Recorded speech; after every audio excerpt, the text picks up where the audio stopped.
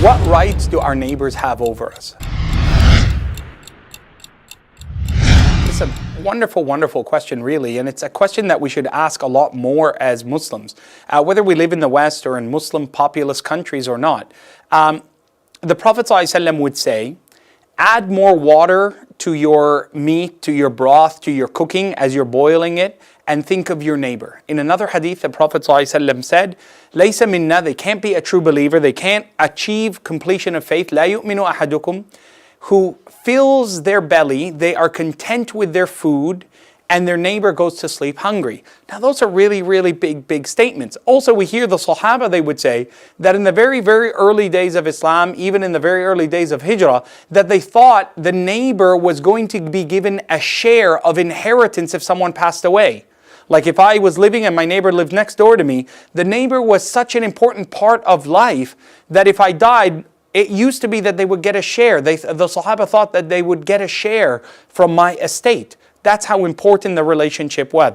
And Allah subhanahu wa ta'ala in the Qur'an often He says, وَالْجَارُ ذِي الْقُرْبَى وَالْجَارُ الْجُنُبِ, the neighbor that is next to you and the neighbor that is nearest to you has a right. Listen to these words of the Prophet ﷺ. Abdullah ibn Mas'ud, he reports that the one who recites Ayat al-Kursi in their home in the evening, حُفِظَ وَجَارُ, their home is protected by Allah and their neighbor. So there's my neighbor Steve, he's next door. The only reason he doesn't get robbed is because I'm keeping things tight. I'm reciting Ayat al-Kursi in the evenings. Think of the blessings that we interchange with one another.